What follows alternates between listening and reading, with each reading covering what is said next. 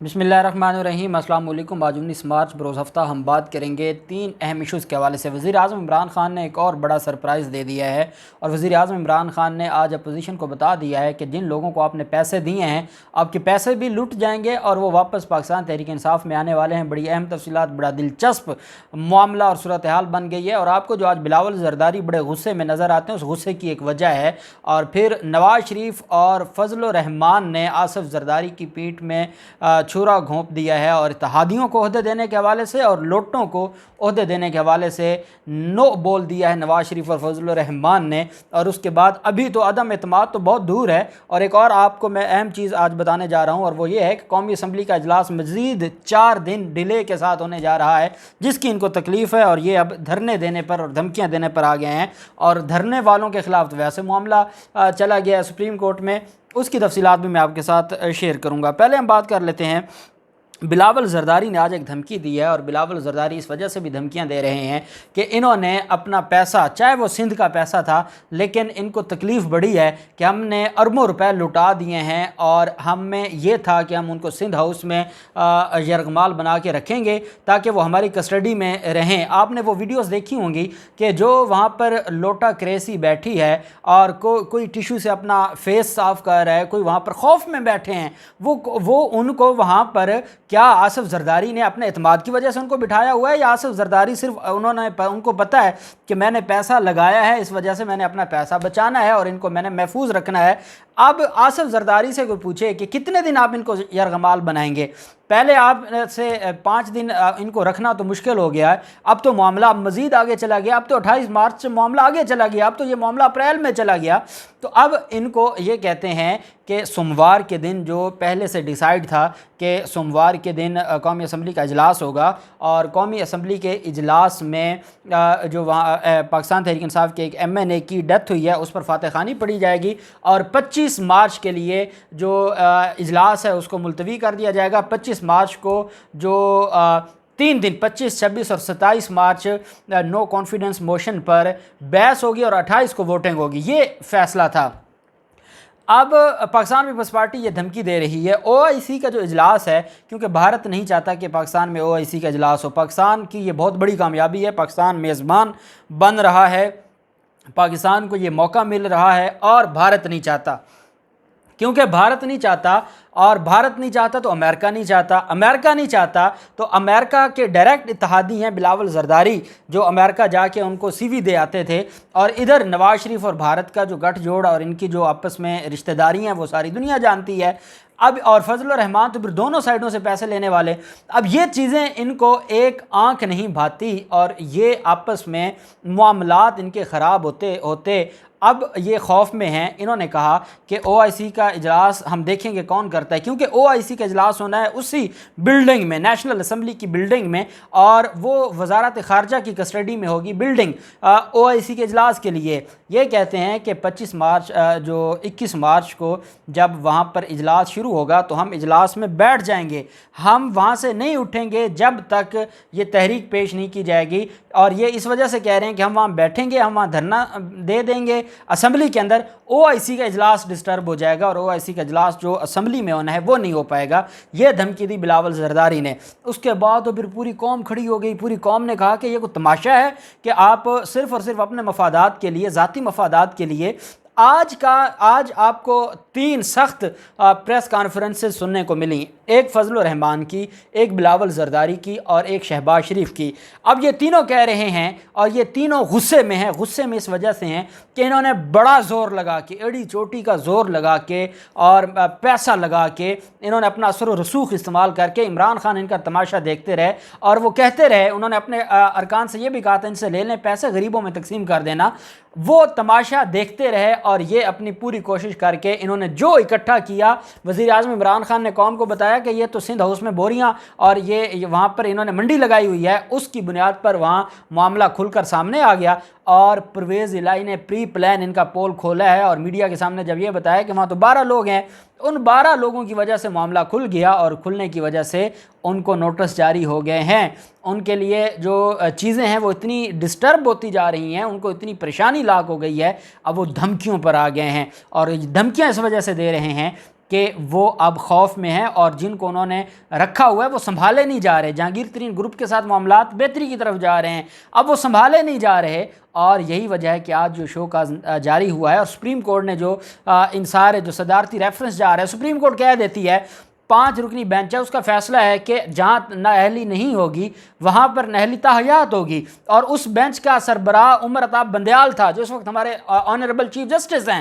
انہی کے پاس صدارتی ریفرنس جانا ہے۔ ان کو پتہ ہونا چاہیے، میں ان کو پہلے دن سے کہہ رہا ہوں کہ آپ کی ٹکٹیں کس کام کی، آپ کی تو ٹکٹیں۔ اور پھر اگلی بات، حکومت اب اس فیصلے پہ جا رہی ہے کہ یہ بجائے اس کے 21 مارچ کو ہم اجلاس بلائیں اور یہ وہاں پر کوئی دنگا فساد کریں، ہم اجلاس ہی 25 مارچ کو بلاتے ہیں، 21 مارچ تک ان کو ادھر جانے نہیں دیتے، یہ وہاں نہیں جائیں گے، اور یہ اپنے پاؤں پر کلہاڑی پہلے مار بیٹھے ہیں۔ سپریم کورٹ بار ایسوسی ایشن کے ذریعے یہ سپریم کورٹ پہلے جا چکے ہیں، اس وجہ سے یہ کوئی دنگا فساد بھی اب نہیں کریں گے، سپریم کورٹ نے طلب کر لیا ہے۔ تو 21 مارچ کو اجلاس نہیں بلاتے، اور قانون یہ کہتا ہے، اور اگلی میں ان کو لیگل ایک بات بتا دوں، قانون یہ کہتا ہے کہ آپ نے جو نو کانفیڈنس موشن ہے اس کے جیسے ہی وہ جمع ہوتی ہے اس کے بعد آپ نے 14 دن کے اندر اندر اجلاس بلانا ہے، وہ ہے اجلاس بلانا۔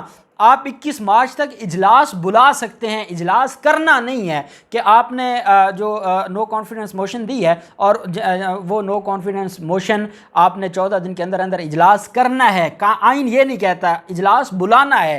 یہ اسپیکر کی ذمہ داری ہے کہ وہ 14 دن کے اندر اندر اجلاس بلائے، اور وہ اجلاس بلا رہے ہیں 14 دن کے اندر اندر، اور وہ 25 مارچ کو اجلاس ہوگا، اور یہ 25 مارچ کے بعد معاملہ چلا جائے گا اپریل کے پہلے ہفتے، اور یہ پہلے نہیں سنبھالے جا رہے۔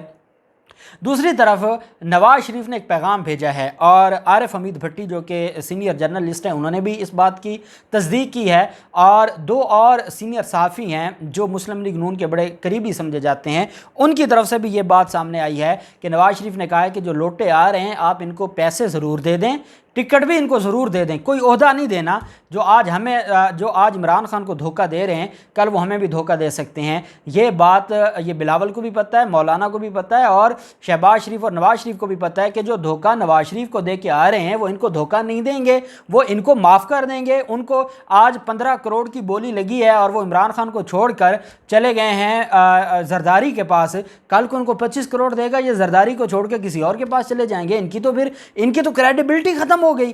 یہ وہ چیزیں ہیں کہ نواز شریف نے کہہ دیا ہے، یہ نہ ادھر کہہ رہے نہ ادھر کہہ رہے کہ ان جو ضمیر فروش ہیں ان کو کوئی عہدہ نہیں دینا، یہ سختی سے اپنی جماعت کو حکم جاری کر دیا ہے نواز شریف نے۔ دوسرا، اتحادیوں کو وزیر اعلیٰ بنانے کے حوالے سے اور مولانا فضل الرحمان بطور گارنٹر کی بات ہو رہی تھی، مولانا فضل الرحمان نے آج ہاتھ کھڑے کر دیے ہیں، انہوں نے کہا ہے میں کسی ایسے نہ معاہدے کو جانتا ہوں نہ میں کسی ایسے معاہدے میں گارنٹر ہوں جس میں یہ کہا گیا ہو کہ جو اتحادی ہیں اتحادیوں کو ہم کو بڑا عہدہ دینے جا رہے ہیں، کوئی وزیر اعلیٰ بنانے جا رہے ہیں، ہم نے کوئی کافلی کو کوئی بڑے دے دیے ہیں، ان کو کوئی معاہدہ کر لیا ہے۔ انہوں نے کہا کہ میں اپنے آپ کو ARY نیوز سے آج انہوں نے گفتگو کی ہے اور اپنے انٹرویو میں وہ کہتے ہیں کہ کسی اتحادی کے ساتھ نہ کوئی معاہدہ ہوا ہے نہ میں گارنٹر ہوں، اپنے ہاتھ انہوں نے صاف کیے۔ اب میں پرویز الہی سے بھی یہ ضرور پوچھوں گا کہ آپ کی ایک کریڈیبلٹی تھی، ہم سنتے تھے بچپن سے سنتے تھے کہ چودھری اپنی بات کے پکے ہیں اور وہ کمٹمنٹ کے پکے ہیں، دوستی کے پکے ہیں، تو ساری چیزیں تو یہ پچھلے 10-15 دنوں میں بڑے بڑے لوگوں کے پول کھل گئے، لیکن اب تو آپ کی گارنٹی بھی ختم ہو گئی۔ تو نہ اتحادی کہیں جا رہے ہیں، اور وزیر اعظم عمران خان نے آج رنگ روڈ منصوبے کا افتتاح کرتے ہوئے جو ان کو بڑی چوٹ لگائی ہے، اور یہ وزیر اعظم عمران خان ان کو تکلیف پر تکلیف دے رہے ہیں۔ وزیر اعظم عمران خان ان کے جو ساری چیزیں ہیں وہ کھول کر قوم کے سامنے رکھ رہے ہیں۔ وزیر اعظم عمران خان نے آج کہا ہے کہ جو منحرف ارکان ہیں وہ ہمارے ہیں، اور مجھے امید ہے کہ وہ عدم اعتماد ووٹنگ سے پہلے دوبارہ پاکستان تحریک انصاف میں واپس آ جائیں گے۔ ان کو پتہ ہے وہ افورڈ نہیں کر سکتے، وہ پاکستان تحریک انصاف کو نہیں چھوڑ سکتے، وہ نہ ادھر کے رہیں گے نہ ادھر کے رہیں گے۔ وزیر اعظم عمران خان نے آج قوم سے خطاب کرتے ہوئے یہ کہا کہ جو یہ معاملہ ہے ہمارے سارے جو لوگ ہیں وہ واپس آ جائیں گے۔ یہ وزیر اعظم عمران خان نے پیشین گوئی کی ہے، اور اس پیشین گوئی نے مزید جو پہلے آگ لگی ہوئی تھی اپوزیشن کو اور وہ ڈرانے دھمکانے پر آ گئے تھے. خیر پاکستان پیپلز پارٹی کی طرف سے بلاول زرداری کیونکہ بہت زیادہ تنقید کی, پوری قوم کھڑی ہو گئی کہ یہ ہیں کون, یہ لوگ کون ہیں جو ریاست کے خلاف کھڑے ہو جاتے ہیں اور ریاست کو ڈراتے دھمکاتے ہیں, یہ کون ہیں.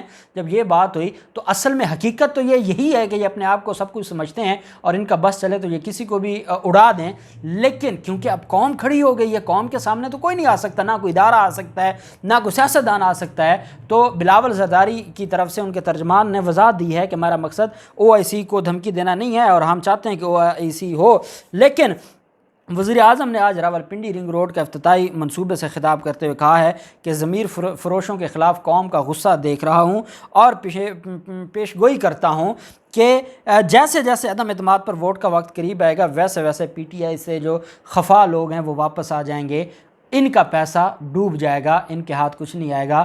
یہی وجہ ہے کہ یہ غصے میں ہیں. دوسری طرف جو پاکستان تحریک انصاف کی MNA تھیں لاہور سے, اور ان کا جو معاملہ تھا اور جس طریقے سے ان کے خلاف وجیہ کا جو معاملہ تھا اور ان کی وہ پاکستان تحریک انصاف کی اسپیشل سیٹس پر, ریزرو سیٹس پر MNA بنی تھیں اور ان کے گھر کے باہر وجیہ اکرام کے گھر کے باہر پاکستان تحریک انصاف نے جو دھرنا اور مظاہرہ شروع کیا تھا, آج مسلم لیگ نون کے لوگ بھی وہاں پہنچ گئے اور مسلم لیگ نون کے لوگوں نے وہاں پر غل غپارہ کیا. وجیہ قمر ان کا نام ہے, انہوں نے وہاں پر لڑائی جھگڑا کرنے کی کوشش کی, لیکن کیونکہ پاکستان تحریک انصاف کے لوگ بڑی تعداد میں وہاں پر تھے اس وجہ سے نون لیگ کے لوگ وہاں سے پیچھے ہٹ گئے. تو یہ حقیقت ہے. نور عالم کا آپ نے دیکھ لیا کہ ووٹر کے پاس یہ حق ہے. کوئی یہ کہے نور عالم اگر FIA کو جا کے درخواست دیں کہ میرے ساتھ بدتمیزی کی ہے, بھائی وہ آپ کے ووٹر ہیں, ووٹر آپ سے پوچھ سکتا ہے, ووٹر کے بڑے رائٹ ہیں.